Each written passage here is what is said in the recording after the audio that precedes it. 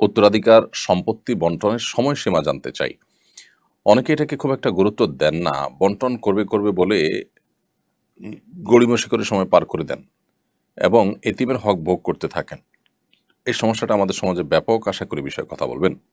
ভাই ওহিদুর রহমান, বাবা-মা কিংবা ভাই-বোন কিংবা স্ত্রী, স্বামী যেকোনো ব্যক্তির মৃত্যুর পর তার ওয়ারিসদের কর্তব্য হলো দ্রুততার সাথে মৃত ব্যক্তির কোনো ওসিয়ত থাকলে সেটিকে কার্যকর করা, তার দাফন-কাফনের ব্যবস্থা করা এবং তার পরপরই তার উত্তরাধিকার সম্পদ বন্টনের উদ্যোগ নেওয়া।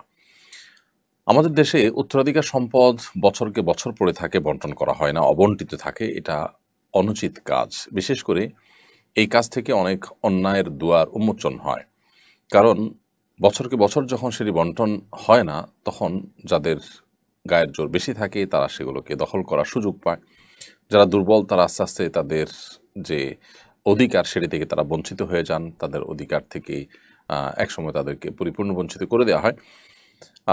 এবং বিশেষ করে মৃত ব্যক্তির ওয়ারিসদের মধ্যে কেউ যদি ইয়েতিম থাকে, তাহলে সেক্ষেত্রে ইয়েতিমদের সম্পদ ভক্ষণের যে ভয়াবহতা, কোরআনে যেটাকে নিজের পেটে আগুন প্রবেশ করানোর সাথে তুলনা করা হয়েছে, সেই অপরাধটি নানাভাবে সংগঠন হয়ে থাকে।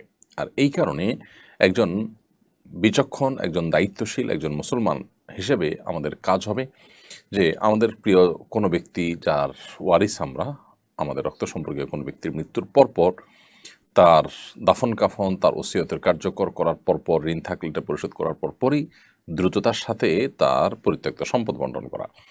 মৃত্যুর পর দ্রুততার সাথে যদি পরিত্যক্ত সম্পদ বন্টন করা হয়, তাহলে সেক্ষেত্রে সমাজের এক শ্রেণীর মানুষ বলেন যে, লোকটা মরে সারল না, এখনই তার সম্পদ ভাগাভাগিতে লেগে গেছে তার আত্মীয়স্বজনরা।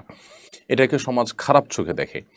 তো সমাজের এই খারাপ চোখে দেখাটাকে আমলে না নিয়ে বরং যত বিলম্ব হবে তত এখানে পরস্পরের অধিকার নষ্ট হওয়ার ব্যাপার থাকবে, সেটি মাথায় রেখে দ্রুততার সাথে এই উত্তরাধিকার সম্পদ বন্টন করাই হলো কর্তব্য।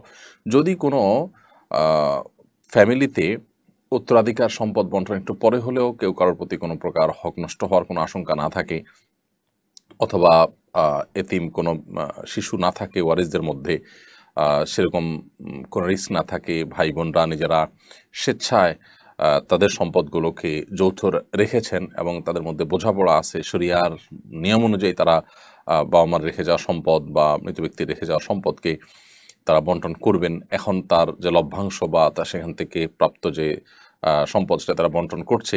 এরকম যদি হয় যে তারা তাদের মধ্যে মিউচুয়াল আন্ডারস্ট্যান্ডিং আছে এবং কোনো প্রকার জুলুম কেউ কারোর প্রতি করছে না, শরিয়ার নিয়ম অনুযায়ী করছে, তাহলে সেটা জায়েজ আছে। কিন্তু দীর্ঘদিন পর্যন্ত ফেলে রাখার এই কালচারটা মোটেও ভালো কালচার নয় এবং দ্রুততার সাথে বন্টন করা উচিত। যদিও শরিয়ত এক্ষেত্রে নির্দিষ্ট কোনো সময় বেঁধে দেয়নি যে এতদিনের মধ্যেই বন্টন করতে হবে, তবে যত দ্রুত সম্ভব এগুলো বন্টন করে ফেলাটাই হলো বিধেয় এবং উত্তম।